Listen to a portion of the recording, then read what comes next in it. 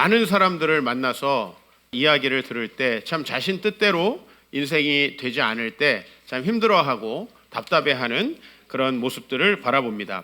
제가 신학을 전공하고 신대원에 다닐 때 굉장히 많은 동료들이 있었는데 그 중에서 좀 비교적 가깝게 지낸 한 목사님이 계십니다. 이분은 외대 불어과를 나와가지고 신대원 들어올 때부터 불어권으로 선교를 가겠다 이렇게 결심하신 분이에요. 보통 이제 불어를 사용하는 나라들이 아프리카에 많잖아요. 아프리카 차드라는 나라를 품게 되었고, 사실 아프리카 차드를 이렇게 마음에 품는 그런 선교사 후보생, 여러분들 아마 태어나서 본 적이 없을 겁니다. 저도 이제 그분이 처음이자 마지막이고, 그런 나라가 있다는 건 알지만은 가본 적도 없는데, 이분은 하여튼 또 불어를 전공하고 또 신대원에 와서 열심히 공부하고, 보통 이제 아프리카라는 나라로 선교 갈 때는 그 나라로 바로 가지 않습니다. 대부분의 선교사님들이 이제 영어권은 영국에서, 독어권은 독일에서, 불어권은 프랑스에서 이렇게 언어와 여러 가지 것들을 준비한 다음에 거기에서 이제 아프리카로 들어가게 돼요. 그래서 이분도 프랑스에 가가지고 선교 훈련이나 준비들을 충분히 하고 이제 드디어 2008년에 차드를 가게 됐어요. 여러분 생각할 때는 어떠세요? 제가 선교지에 가보면 언어가 준비 안 되신 분들이 굉장히 많습니다. 저처럼 언어 전공한 사람들이 선교를 외려 안 갑니다. 그 언어들이 필요한데 어렸을 때부터 이렇게 준비해서 간 사람들이 왜 없을까? 근데 이분은 정말 준비가 된 거예요. 정통 불어과 나와가지고 신대원 나와서 부교육자 생활하면서부터 선교를 계속 준비해가지고 프랑스에 가서 이제 적응 훈련을 마치고 차드에 들어갔는데, 차드에 들어간 지 4개월 만에 차드에 내전이 났어요. 우리나라로 말하면 6.25 전쟁 같은 게 이제 차드에서 난 거죠. 뭐 아프리카의 내전이라는 거는 아주 빈번하게 일어나지만 이제 차드라는 나라는 이 내전이 잘 일어나지 않았던 나라인데, 그때 내전이 크게 일어나고 이 선교사님이 4개월 만에 철수를 하게 됐습니다. 굉장히 오랫동안 준비하고 수고하고 기도하고 많은 준비를 했는데, 제가 이제 그때 이분이 차드에서 나온 다음에 이분을 만나게 됐어요. 근데 제 마음속에는 사실 어떤 생각이 있었냐면, 여러분 차드 같은데 살려면 살 수 있겠어요? 그래서 저는 하나님이 이참에 또 내전을 주셔가지고 이렇게 나와서 감사하다 뭐 이런 마음을 갖고 계시지 않을까. 선교하려고 헌신했는데 내전이 나서 나오니까, 그렇죠? 근데 제가 만났을 때 이분은 공황장애 증상을 겪고 있었어요. 즉 그 상황이 이해가 되지 않는 거죠. 내가 평생 동안 준비했던 그 일들을 하나님께서 왜 쓰시지 않고 나를 다시 나오게 했는가. 그래서 너무나 정신적으로 건강한 분이셨는데 정신적으로도 좀 문제를 겪고 너무나 힘들어하는 그 모습을 보게 되었습니다. 그래서 제 마음속으로는 여러 가지 생각이 들었는데, 첫 번째로는 이분이 정말 선교지에 헌신하고 그 땅에 가고 싶었구나. 왜? 그 땅에 별로 가고 싶지 않았는데 보냈으면 내전이 일어나서 나오면 아이고 참 감사하네 이러고 나왔을 거 아니에요. 여러분들, 우리가 좋은 나라에 가도 외국에 사는 것이 쉽지 않습니다. 그런데 거기는 뭐 45도씩 올라간다고 해요. 너무너무 더운 데에 고통을 당했는데 근데 왜 나와서 힘들었느냐라는 거죠. 그래서 이분이 진실한 선교사가 아닌가 했는데 12년이 지난 지금까지도 다시 들어가지 못하고 한국에서 사역을 하고 있어요. 그래서 제가 이번 주에 설교를 준비하면서 제일 먼저 생각이 난 사람이 이분이었어요. 양해를 구하고 좀 인터뷰를 해야 되겠다. 금요일날 전화를 했습니다. 지금은 이제 한 교회에서 주일날 협동 사역자로 이렇게 섬기면서 한국 불어권 선교회라는, 한국에서 이제 불어를 사용하는 나라에 헌신한 사람들이 갈 수 있도록 준비하는 그런 사역기관에 일하고 있고, 저도 그동안에 몇 번 이렇게 만나서 사역을 논의하고 했었는데 그 기관에 일하고 있어요. 제가 이제 전화를 금요일날 해가지고 1시간 정도 인터뷰를 했어요. 그 인터뷰한 내용에 제가 이제 그때 마음이 어땠는가, 가기 전에는 어떤 준비를 했고 갔다 와가지고는 어떤 마음이었는가, 정말 하나님이 원망되고 너무나 마음이 힘들었다는 거예요.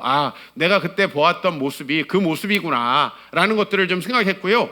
제가 궁금한 것은 이제 12년이나 지났으니까 그때 차드에 들어가지 못하고 나오게 된 그 일에 대해서, 그리고 다시 들어가지 못했어요. 그때 내전으로 나왔던 분들이 또 많이 다시 들어가셨어요. 근데 이분은 들어가시지 못했습니다. 그래서 그 12년 동안에 도대체 마음에 어떤 변화가 있었는가 돌이켜보면, 하나님께서 왜 이렇게 준비된 사람을 4개월 만에 다시 돌려보내시고 한국에서 선교 가는 사람을 준비하게 하는 사역을 하게 하셨을까라고 하는 것에 대해서 본인에게 직접 물어봤더니 3가지를 얘기하시더라고요. 첫 번째는 본인이 열정만 많이 있었고 인격이나 성품이 준비되지 않았다라고 말씀하시는 거예요.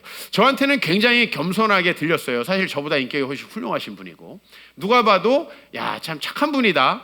선교에 헌신된 우리 신대원 다닐 때에 신대원생들도 많은 사람들이 있잖아요. 그런데 참 순수하고 선교를 준비하고 사실요 이렇게 선교를 그분이 이제 대학을 졸업하자마자 저처럼 신대원에 간 케이스거든요. 이제 저희 같이 아주 어릴 때 신대원에 바로 가서 만 30살이 넘자마자 바로 안수받는 사람이 그렇게 많지는 않아요.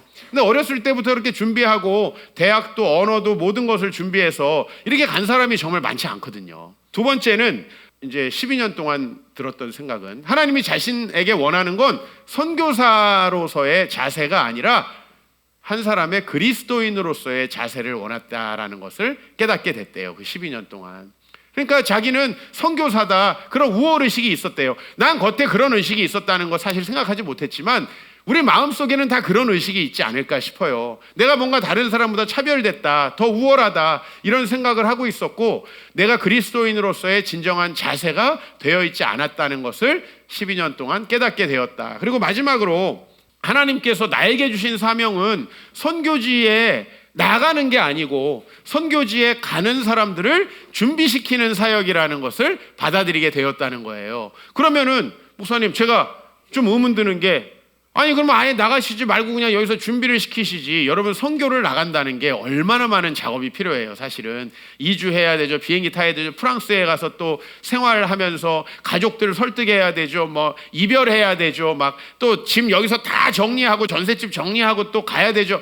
이게 보통이 아니잖아요. 우리 이사 한 번 하는 것도 얼마나 어려운데 프랑스를 거쳐서 차들을 갔다가 다시 한국에 오다니요. 사실은 경제적인 손실도 너무 많이 났고 그리고 무엇보다 본인이 계획하고 그리고 있었던 그 NGO 사역하고 신학교에서 이제 차드의 그 신학생들을 가르치는 사역, 이 사역을 왜 준비했는데 하나도 하지 못하게 할까? 여러분 선교지에 가면 보통 2, 3년은 지나야 사역이 시작되는데 단 4개월이 있었으니까 쉽게 말하면 적응하려는 생고생만 하다 돌아오는 거죠. 근데 생각해 보니까 그 과정을 다 겪은 거예요.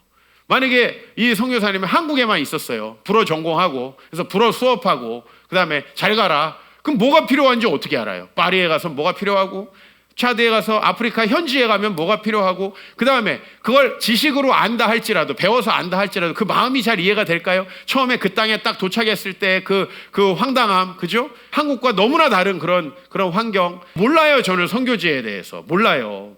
근데 그분은 가가지고 그 고생을 실제로 다 한 거예요. 이것도 모의 훈련을 한 게 아니죠. 모의 훈련을 한 게 아니고 정말 자기가 평생 거기에 헌신하겠다 하고 간 거죠. 우리가 선교사로 가면 어떻게 적응하나 내가 나올 걸 생각하고 간 사람은 절대 못 배워요. 여러분 이 목회도 내가 여기서 내가 목사님은 얼마나 힘든가 한번 따라다녀 보자. 그래서 절대 목회 못 배웁니다.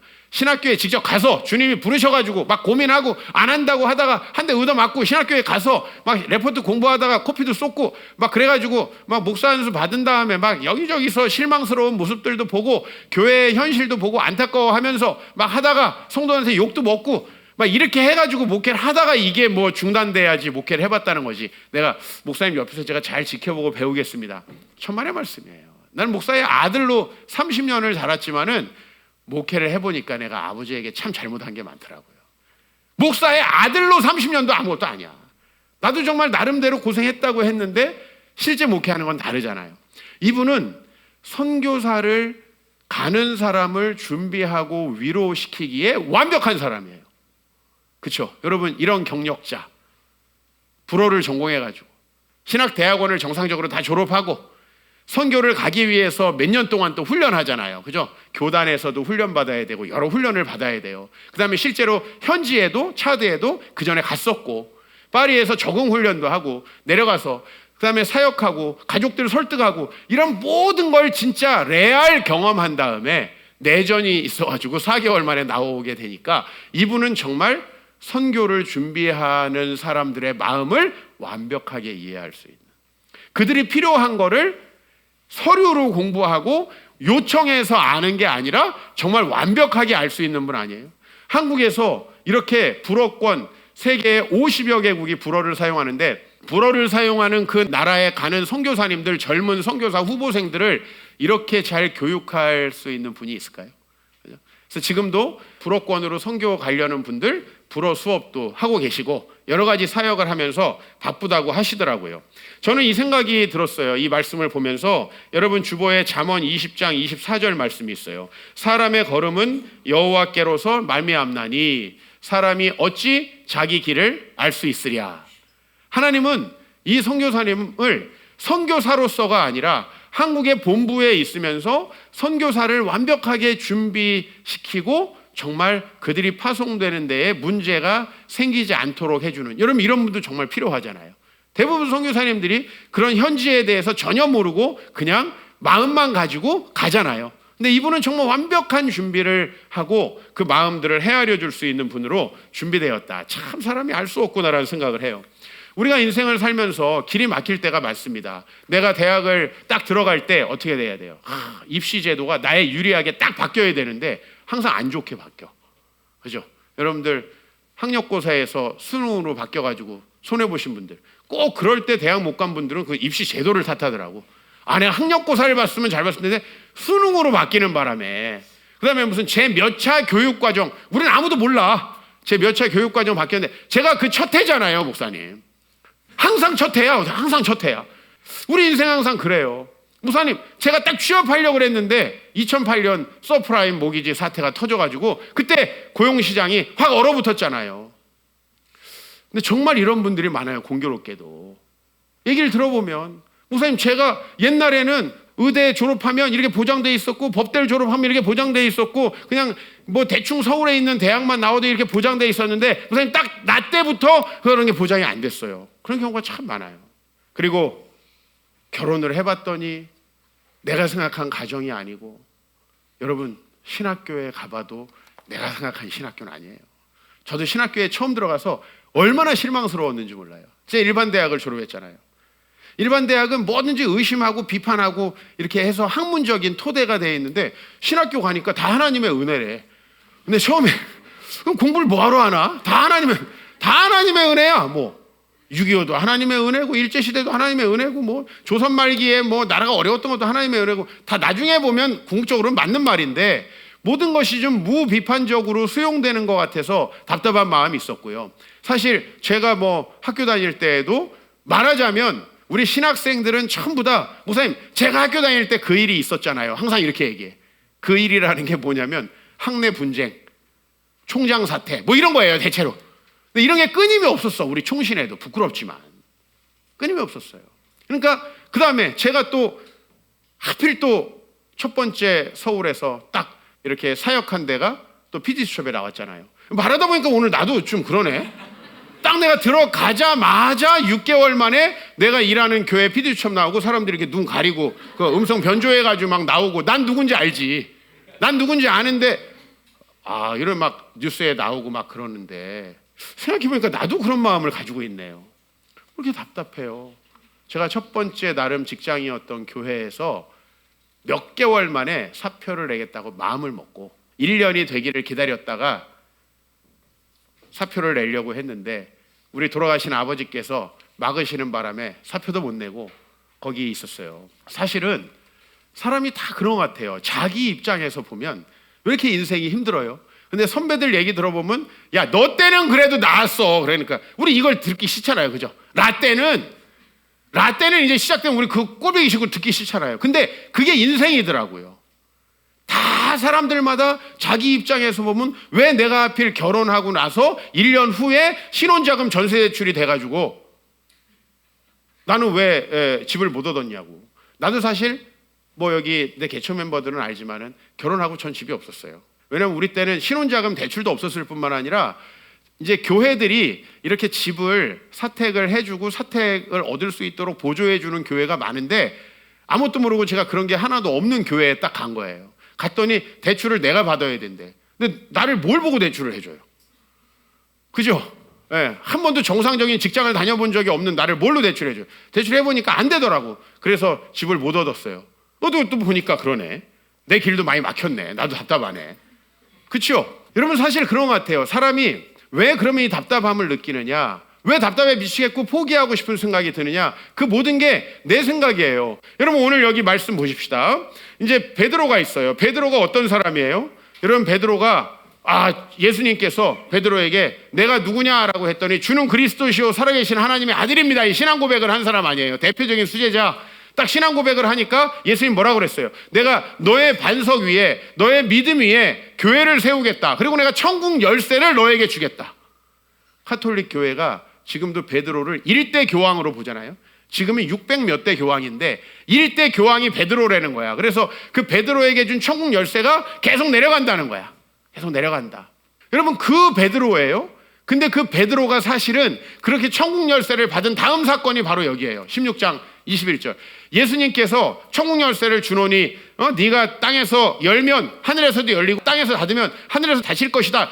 이런 영광스러운 말씀을 하셨는데 그 다음에 예수님이 이제 내가 십자가에 달려 죽을 것이고 이제 부활할 것이다. 이렇게 얘기했더니 베드로가 뭐라고 그래요? 예수를 붙들고 항변하여. 여러분 이게 이제 개역 개정 성경이에요. 여러분이 지금 가지고 있는 성경은 옛날 개역 한글판 한번 개정한 거죠. 그래도 개역 개정판 성경이 개역 한글판보다는 번역이 조금 더 나아졌어요. 왜냐하면 여기 예수를 붙들고 항변하여 이르되를 요 전에는 말하여라고 했어요. 아주 약화시켜서 번역을 했는데 베드로가 예수님에게 항변했다라는 말도 사실은 조금 완곡한 번역이에요. 여기서 꾸짖다, 나무라다라는 번역이에요. 이렇게 해야 맞는 거예요. 누군가 선생이 제자가 뭘 잘못했을 때 책망하는 이 단어가 쓰인 거거든요. 그러니까 이게 예수님과 베드로의 관계를 해서 번역을 약화시킨 거죠.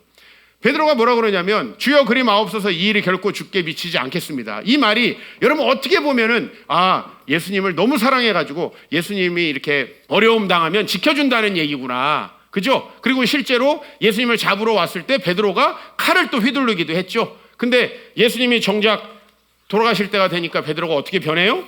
조금 후에 곁에 섰던 사람들이 베드로에게 나와요. 베드로에게 자꾸 와서 너 그 나사렛 예수 쫓아다니던 그 도당 맞지? 너 얼굴도 맞는 것 같고 말씨 보니까 예수님하고 똑같은데 갈릴리 말씨인데 너 맞잖아. 그랬더니 아니라는 걸 증거하기 위해서 뭐라 그래요? 나 이종필이 그 인간 목사인지도 난 알지 못했다고. 생긴 것도 재수없는데 왜 자꾸 나한테 연관시키냐고. 이렇게 말을 한 거예요. 쉽게 말하면. 예수님에 대해서 저주하며 맹세하여 이르되 나는 그 사람 알지 못한다. 그렇죠? 우리 보통 검찰에 가면 일면식도 없다고 얘기해요. 일면식도 없다. 3년 같이 있었는데 일면식도 없다. 도무지 알지 못한다. 베드로가 왜 이렇게 했을까라는 거예요. 여러분 베드로는 자기의 생각이 있어요. 우리 여기 이렇게 공동체도 많은데 우리 공동체 사람들이 한 마음을 가지고 참 쭉 가지 못하는 이유가 여기 교회에 똑같이 나오는 것 같지만 사람들마다 교회에 나오는 마음이 달라요. 교회 나오는 마음이 다르고 순수하지 못한 사람들은 결국은 하나 되기가 어려워요. 베드로는 예수님과 같이 있었는데 베드로는 어떤 마음으로 있었냐? 내가 지금 배도 포기하고 부친도 포기하고 집도 포기하고 고향도 포기하고 저 집도 절도 없는 예수님을 위해서 열심히 일했어. 말하자면은 어떤 사람이 어떤 젊은 주먹 쓰는 일진이 내가 이 거성그룹의 회장님 밑에서 열심히 돌봐줬어. 거성그룹 회장님은 기특한 놈이라고 생각할지 모르지만 이 사람의 입장에서는 어때요? 내가 이렇게 그 사람 대신해서 사람 몇 명 찌르면 나중에 높은 자리에 올라가겠지? 그럼 저 회장도 물러나면 내가 회장이 되겠지? 이런 생각이 있었던 거죠. 베드로가 가지고 있었던 생각은 뭐냐면 내가 예수님을 따라가다 보면 예수님이 언젠가 높은 권좌에 오를 것이고 그때는 내가 그 자리에 오를 수 있다라는 생각을 갖고 있었던 게 바로 베드로의 생각이죠. 그 생각이 좌절된다라는 거 최종 확정된 게 언제예요? 예수님 십자가에 달렸을 때. 그러니까 이제 배신하는 거예요. 그 전까지는 지켜주겠다. 칼을 휘두르고 오면은 절대 안 된다. 예수님 죽는다 그럴 때 말도 안 되는 소리 하지 마세요. 누가 찾아와도 내가 다 지켜주겠습니다. 라고 얘기하지만 자기 계획. 그죠? 이 틀리니까 베드로가 이제 어떻게 했어요? 이 이후 장면에 고기 잡으러 갔어요. 갈릴리로. 야, 가서 고기나 잡자. 베드로가 자기만 간 게 아니라 원래 같이 고기 잡던 요한, 안드레 이런 사람 데려가고 원래 고기 잡는 거랑 전혀 상관없는 마태까지 데려갔어. 세리는 고기 잡는 거 전혀 모르거든. 그죠? 직업 출신 중에 고기 잡는 사람 4명밖에 없어요. 갈릴리에 7명을 데려갔어요. 야, 너도 할 일 없잖아. 셀이 다시 취직하기 어렵잖아요. 고기 잡으러 같이 여러 명이 같이 갔어요. 여러분, 우리 인생이 내 뜻대로 내 계획대로 되리라고 생각하는 사람들은 반드시 벽에 부딪힐 수밖에 없거든요. 여러분, 오늘 엘리야라는 분을 한번 봅니다.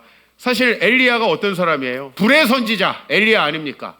그죠? 400명, 500명 이방인 선지자들과의 대결에도 굴하지 않았던 그 엘리야 아니에요? 아합이라는 사람, 이세벨이라는 사람이 자기를 죽이려고 해도 하나님의 말씀대로 당신들이 이러면 저주를 받을 것이다. 이게 얼마나 어려워요. 사실 당신 그렇게 하면 큰일 납니다. 이 얘기를요, 애들한테도 하기 어려워요. 친구한테도 하기 어렵다고. 근데 자기 목숨을 위태위태하게 만들 수 있는 왕에게도 불을 토했던 사람이 엘리야입니다. 그러나 그 엘리야 자기도 생각이 있는 거죠. 저도 마찬가지예요. 사역을 하면 내가 이렇게 사역하면 이런 결과가 있겠지라고 생각하잖아요. 여러분이 어떤 사업을 시작해요. 여러분이 결혼을 해요. 학교에 들어가요. 직장에 취직해요. 그러면 나름 직장 가면 자네는 비전을 위해 힘쓰게, 사장인 내가 커피를 타겠네. 우리 이렇게 생각하고 들어가는 거예요. 직장에. 근데 우리가 생각하는 일이 전혀 벌어지지 않는다는 거죠. 엘리야가 그 선지자들을 다 죽이니까 아합과 그 아내 이세벨이 내가 저 사람 이제 말을 잘 들어야 되겠다 줄 알았는데, 내가 저 사람을 죽이지 않으면은 내가 내 명예 못 죽도록 내가 반드시 죽이겠다라고 약속을 하는 거예요. 엘리야는 자기가 생각한 것과 전혀 다른 삶의 결과가 오는 거예요. 이런 훌륭한 엘리야가 열왕기상 19장에서 뭐라고 합니까? 광야로 들어가서 여호와여 넉넉하오니 지금 내 생명을 거두시옵소서. 주님, 이제 충분히 고생했고 나 이제 더 사역해도 열매가 없을 것 같으니까 이제 그만하겠습니다 라고 하는 거죠. 그런 말을 엘리야가 하는 거예요. 그러면서 뒤에 나는 내 조상들보다 낫지 못합니다 라고 얘기합니다. 로뎀나무 아래에 엘리야가 가서 이게 뭐예요? 정말 답답하고 죽고 싶고 포기하고 싶은 그런 우리 인생의 마음들을 대변해 주는 거 아니겠습니까? 여러분, 엘리야는 그래도 좀 낫습니다. 제가 볼 땐 제일 심하고 답답한 사람이 모세입니다. 모세가 40년 동안 히브리인이라는 정체성을 감추고 애굽에서 궁정의 풍성함을 누렸던 겁니다. 여러분, 요즘에 우리 젊은 층들이 정말 선교 헌신자들이 줄어들고 있습니다. 그 이유는 되게 간단해요. 한국이 잘 살게 됐기 때문에. 60, 70년대 한국이 잘 살지 못했기 때문에 그때 우리 선교사님들은 외국에 가도 문화 차이를 별로 느끼지 못했습니다. 그러나 지금 젊은 신학생들은 거기 가면 맥도날드 있어요. 이렇게 얘기한다고. 이런 거 없는 걸 견디지 못해. 무슨 영화 있나요? 어차피 우리 선배님들은 영화 어차피 못 봤어. 동네에 와가지고 천막 쳐놓고 영화 상영할 때 뒷구멍으로 가서 가끔 한 번씩 보고 이랬으니까 영화 없어도 상관없어. 근데 지금 우리는 너무 잘 살게 됐어요. 이 문화 차이를 극복하기가 어렵죠. 여러분, 모세가 궁정에서 나오는 건 이거보다 훨씬 어려운 일이었어요. 자기는 근데 히브리인이라는 걸 유모이자 엄마에게 배웠죠. 그리고 하나님께서 우리의 하나님이라는 걸 배웠어요. 그래서 모세는 40세 때 결심을 합니다. 내가 바로의 궁정에서 풍성함을 누리는 것보다는 다 포기하고 내려와서 이제 민족을 위해서 일해야 되겠다라고 제일 먼저 한 게 뭡니까? 히브리인 노예와 애굽 사람이 싸울 때 애굽 사람을 쳐서 죽여버렸어요.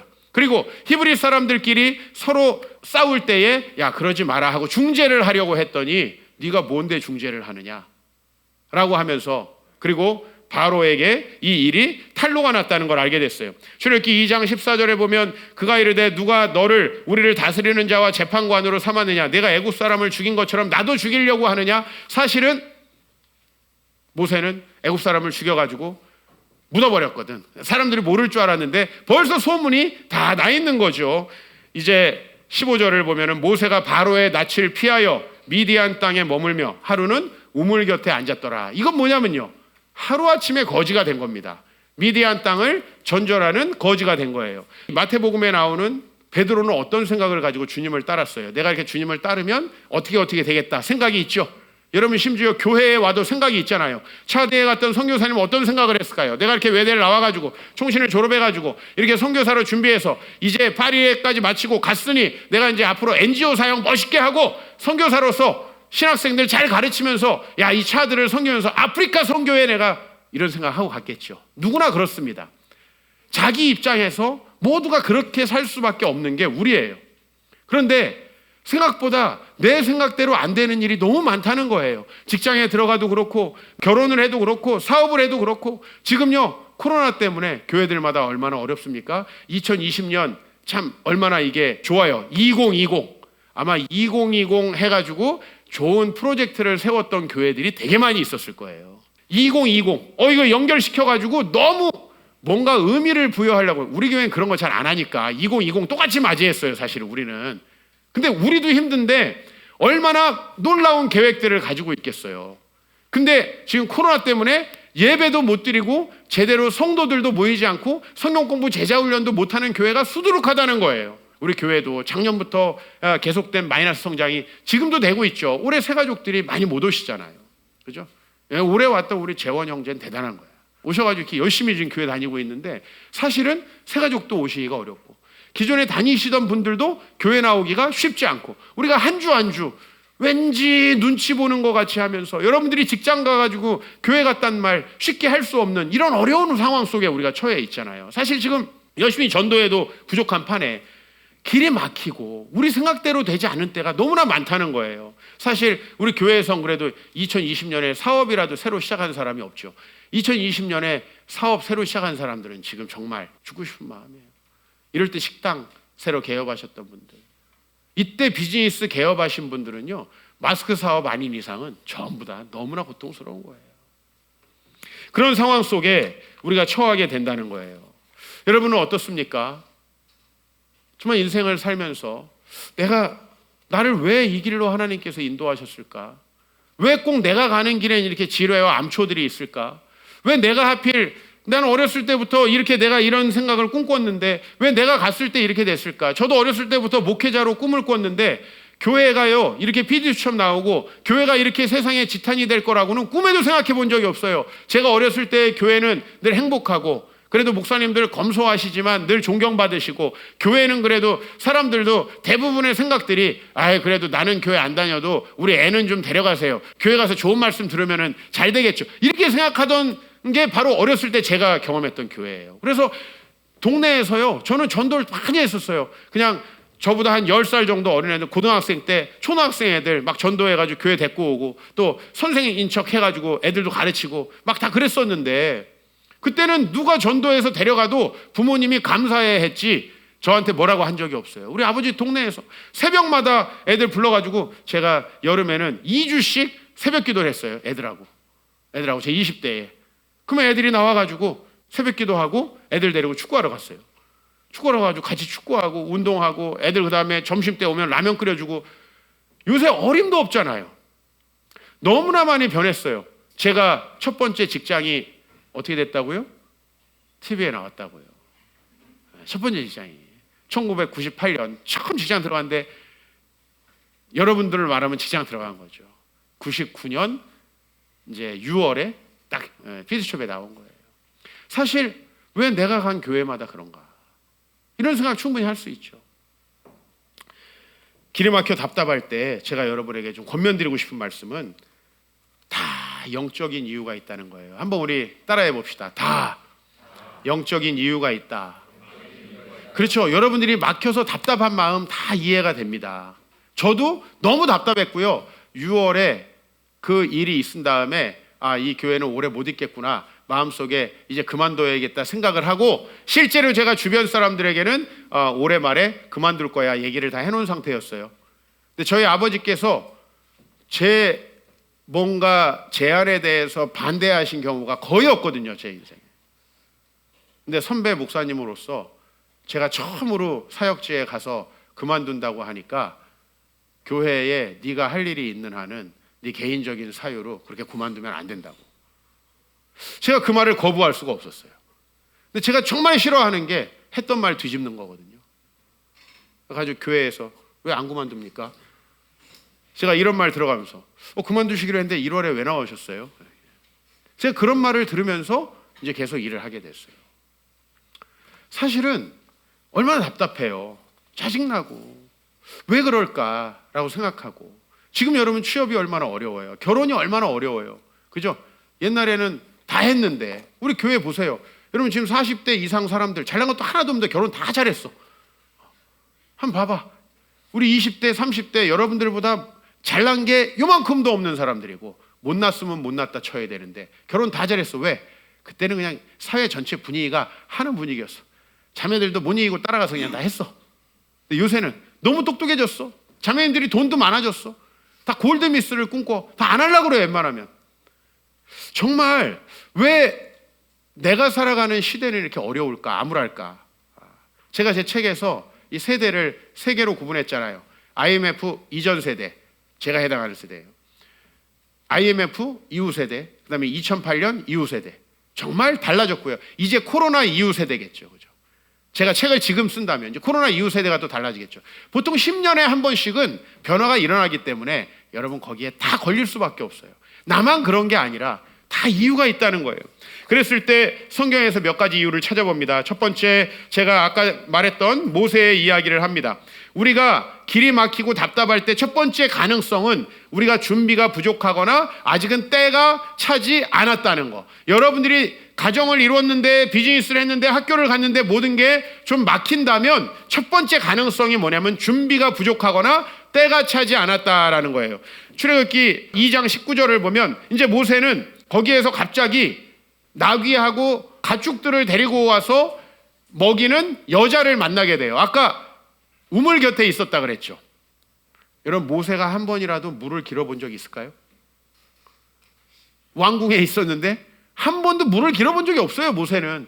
근데 자기가 목마르니까 우물가에 간 거예요. 근데 보통 지금도 어때요? 여러분, 아프리카에 가보면 항상 물을 뜨러가는 건 여성이나 아이의 몫이에요. 남자는 일을 해야 되기 때문에 물 뜨는 건 비교적 가벼운 노역에 속해요. 이때도 마찬가지죠. 제사장 이드로라고 하는 사람의 딸 십보라라는 여인이 자기 가족들과 동료들과 함께 물을 먹이러 왔습니다. 모세가 어떡하죠? 나 왕궁 출신인데 물 안 떠봤는데 물 한 잔 주시오. 그게 아니라 오늘 여기 보니까 십보라가 이렇게 얘기하는 거예요. 한 애굽 사람이 우리를 목자들의 손에서 건져내고 우리를 위하여 물을 길어 양떼에게 먹였습니다.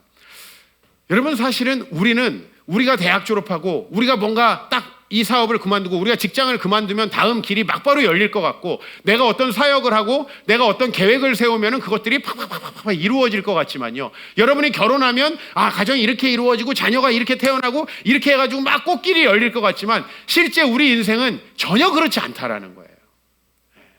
비관적인 말씀을 드리는 게 아니라 이게 인생이고 이 끝에 하나님의 은혜가 있다는 말씀을 드려요. 그랬을 때 첫 번째 가능성은 우리가 준비가 부족한 겁니다. 준비가 부족한 거. 저도 교회를 개척했습니다. 하나님의 강력한 부르심에 따라 했어요. 근데 제가 목회를 하면서 제일 먼저 깨달아야 되는 건 내가 담임 목사로 전혀 준비가 되지 않았다라는 것을 깨닫는 거였어요. 근데 여러분, 말은 그렇게 했어요. 목사님, 제가 젊어서 우리 교회 아직 어렵습니다. 말은 제가 그렇게 했어요. 그러나 제가 진짜 어려운 일을 딱 겪고 정신적으로 곤고해서 하나님 앞에 기도하기 전까지 저는 제가 준비되지 않았다는 생각 못했습니다. 왜 못하는지 아세요? 내가 준비되지 않았다는 걸 알려면 준비된 사람이 어느 정도인지를 알아야 되는데 난 그 자체도 알지 못했던 거예요. 우리가 어른이 돼서 알게 되는 게 뭐예요? 결혼을 해서 엄마 아빠가 돼서 알게 되는 게 뭐예요? 엄마가 진짜 힘들었겠다. 그때 돼서 알잖아요. 그렇죠? 내가 준비되지 않았다는 것조차도 나는 혹시 모르고 있지 않을까? 하나님의 때가 아직 차지 않았고 나에게 그 분깃이 주어져도 안 된다. 그래서 우리 교회가 처음에요, 정말 인원도 적었지만 그 적은 인원에 새 가족이 오면 온 만큼이 나갔어요. 나는 왜인지 몰랐어요. 근데 내가 정말 담임 목사로서 성도들을 섬기기에는 택도 없이 부족했다. 하나님께서 그 준비를 시키시는 과정으로 2년을 사용하셨어요. 제가 2006년 3월에 설립 예배를 드렸는데 2008년 2월에 깨닫게 됐어요. 정말 부족했구나.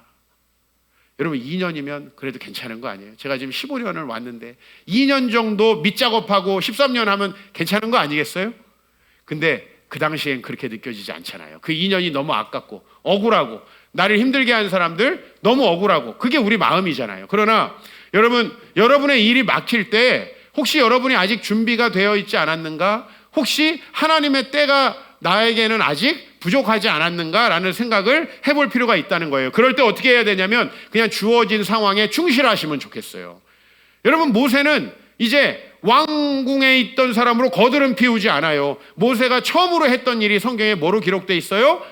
여인들과 가축들을 위해서 물을 떠주는 일이에요.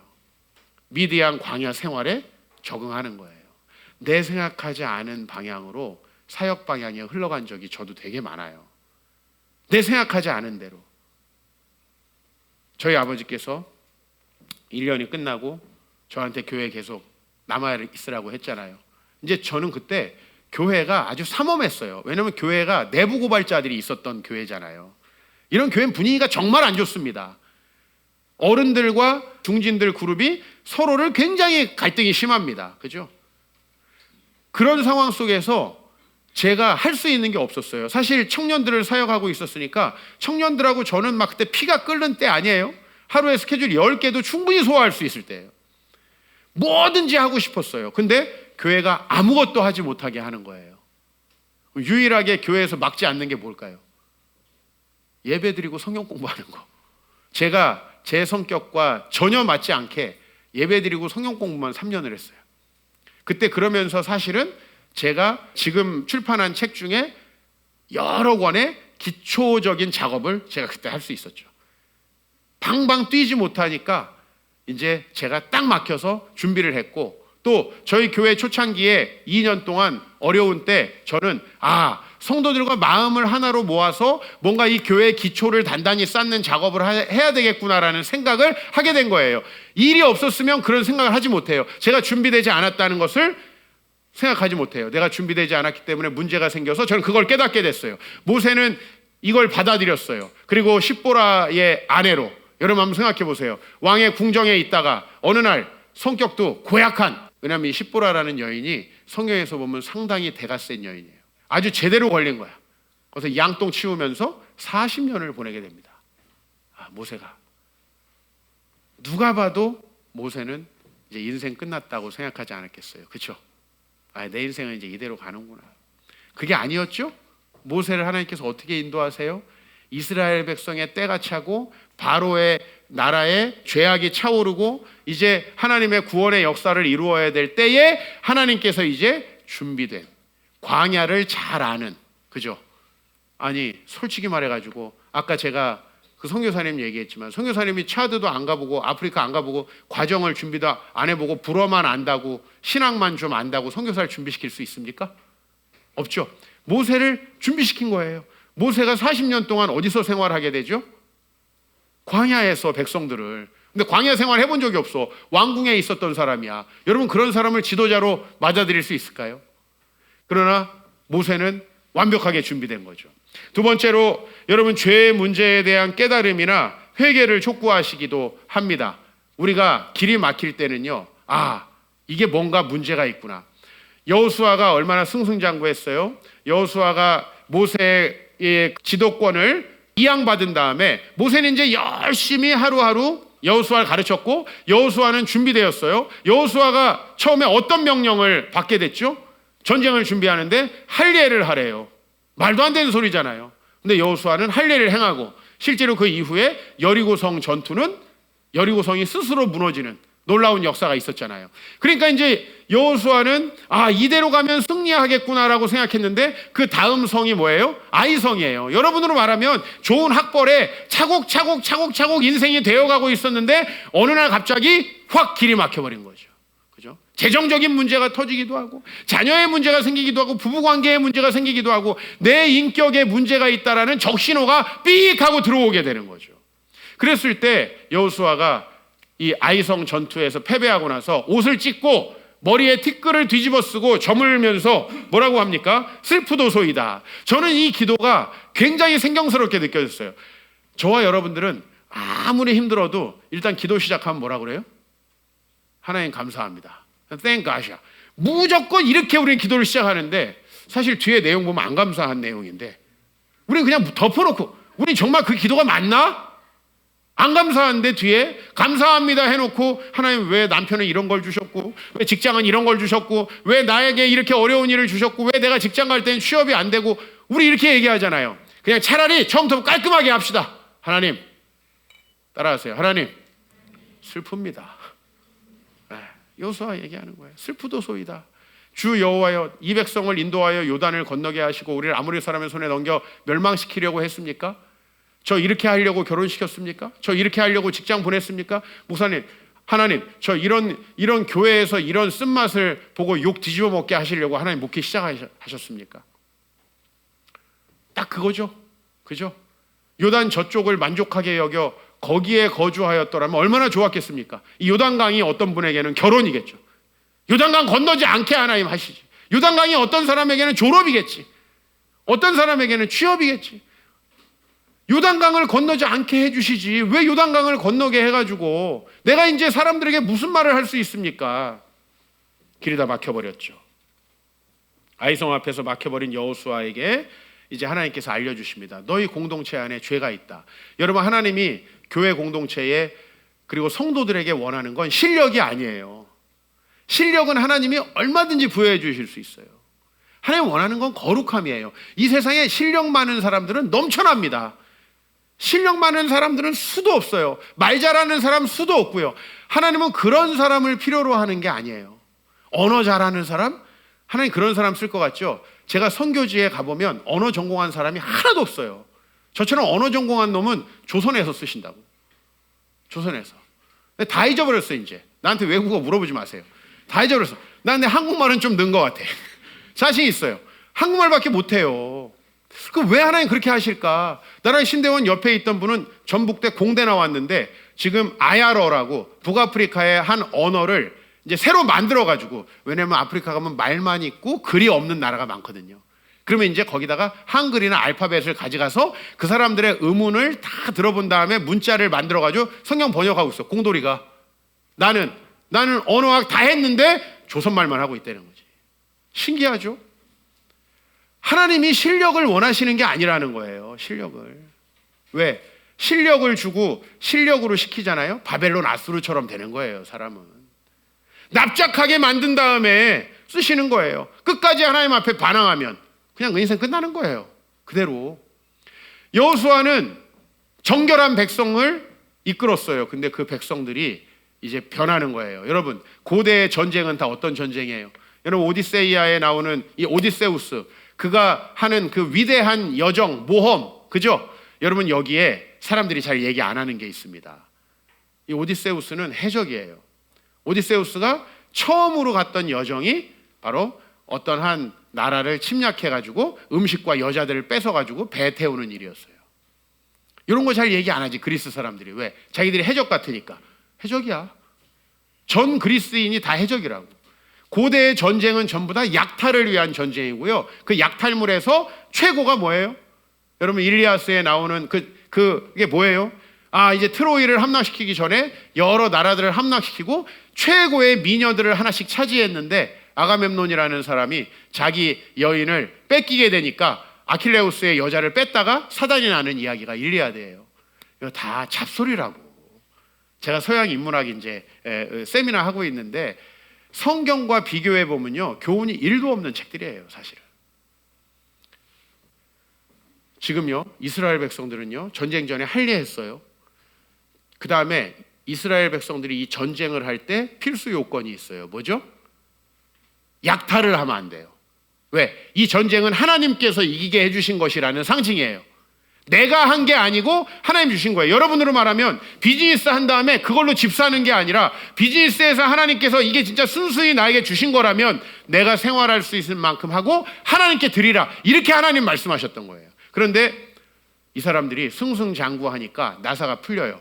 여러분 마음도 그렇지 않아요? 처음에는 사업을 시작할 때 정말 내가 직장을 들어갈 때 하나님이 처음에 학교 갈 때 하나님 붙여주셨으니까 그 마음 얼마나 가나요?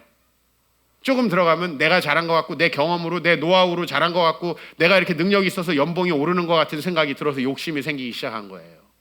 이건 누구에게나 있는 거예요. 아간은 우리 안에서 자라고 있는 거예요. 아간의 문제 해결하지 않으면 안 되죠. 아이성 전투 패배하게 한 거예요. 엎드려 기도하다 보니까 하나님이 여호수아에게 주시는 생각이 있어요. 야, 너희 안에 죄의 문제가 있다. 몰래 탐욕을 부리는 자가 있다. 아간의 문제를 해결하고 나아가잖아요. 그렇죠? 우리가 길이 멈추었을 때 잘 생각해 보세요. 저는 제 길이 멈추었을 때 하나님 앞에 재정적인 문제가 내가 건강했는가 이런 생각을 해봐요. 솔직한 이건 내 마음이에요. 내가 하나님 앞에서 결단하고 포기해야 될 것을 포기하지 못했는지 저는 생각해봐요. 솔직히 답답하고 힘든 게 저도 있습니다. 똑같은 인간이에요. 저도 많이 그런 일이 있었는데 그럴 때마다 재정적인 문제 꼭 제가 생각하고요. 그럴 때마다 하나님 앞에서 제가 정직했는가? 그리고 그럴 때마다 하나님이 가라고 하신 길을 혹시 내가 내 안전과 평안을 위해서 저버리지 않았는가? 저는 그 생각을 항상 해요.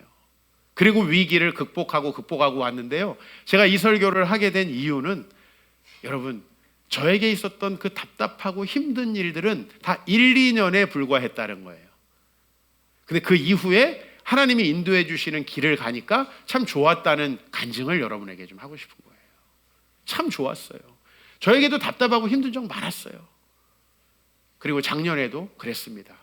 그래야 저희가 작년에 제가 그 마음을 가지고 하나님과 씨름했기 때문에 우리가 코로나에 대해서도 의연하게 대처해 나가고 있는 것 같아요.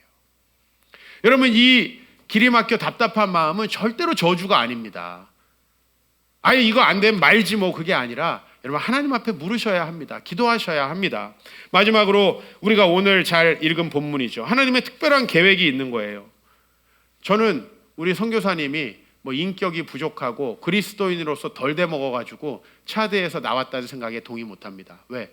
내가 우리 선교사님을 이미 20년 넘게 알고 지내요. 1998년 신학교에서 만나가지고 내가 22년 동안 본 사람이에요.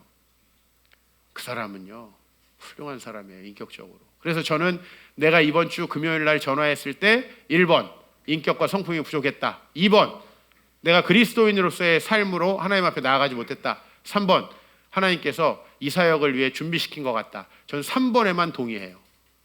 내가 본 그분은 지금까지 그렇게 욕심도 없이 여러분 정말 제가 결심할 수 없는 거 우리 누구가 결심할 수 없는 거 자기 재능을 아낌없이 드리려고 했어요. 저는 3번이라고 봐요. 오늘 본문처럼 사도 바울이 복음을 전하려고 합니다.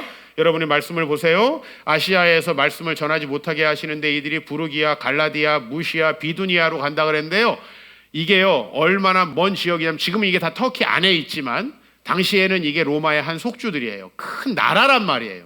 이게 한 나라들이에요. 여러분 이 나라를 비행기로 이동한 게 아니에요. 사도 바울 뭘로 이동했죠?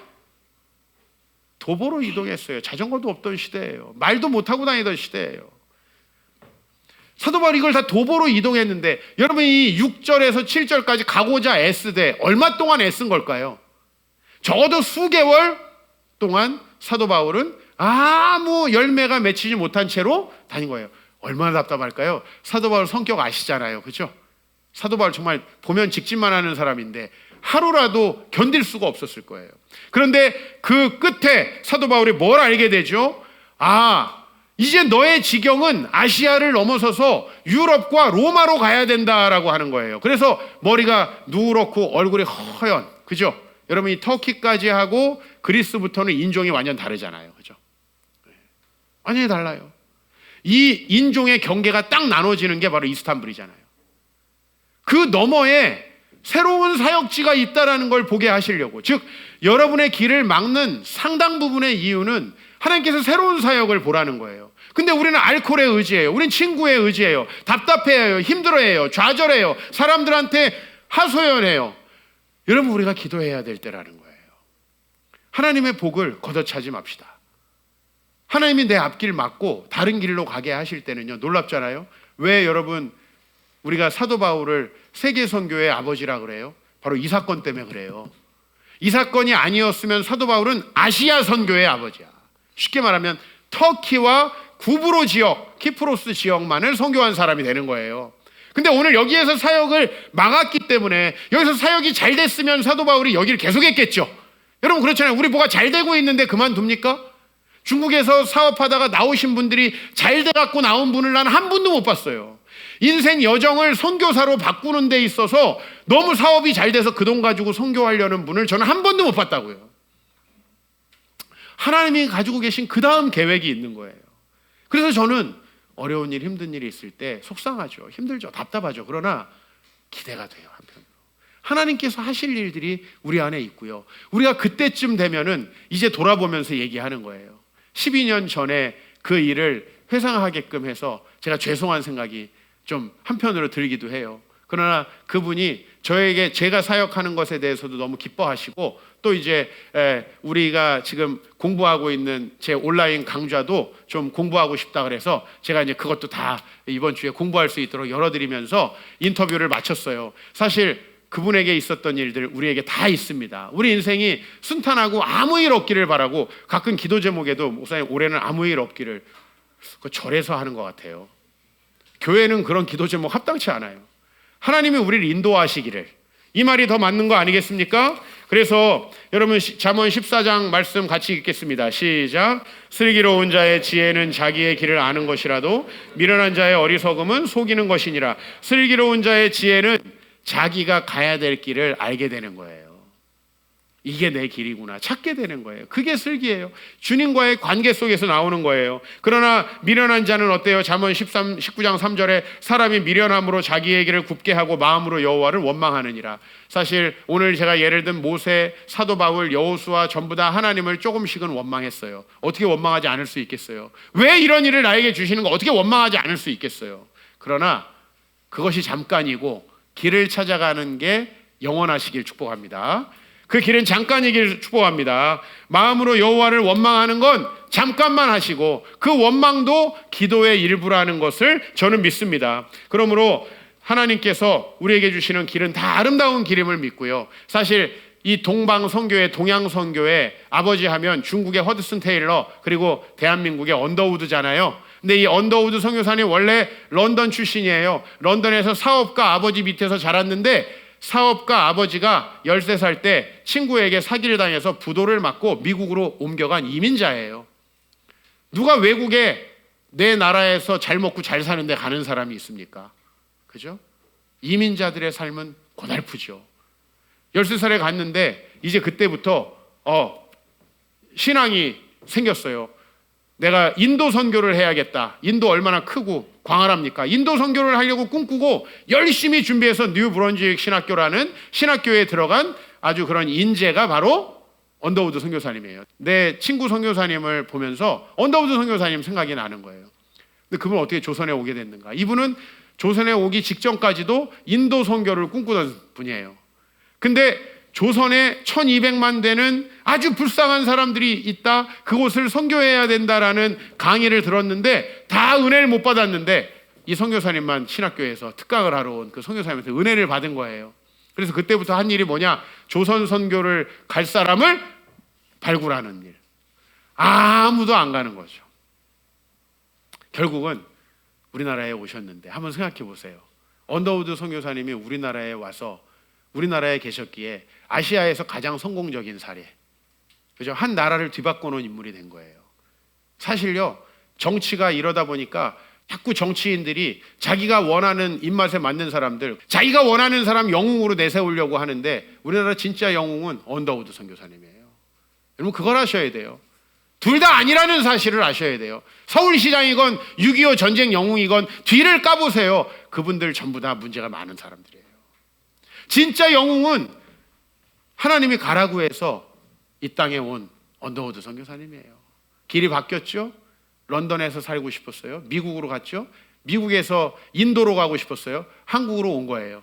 길이 자기 마음대로 된 게 없었는데 중요한 건 우리 중에 어느 누구가 언더우드 선교사님을 불쌍하다고 여길까요? 여러분이 아무리 수고하고 애쓰고 살아봐요. 언더우드 선교사님의 발톱의 때만큼도 못한 게 우리 삶 아닙니까?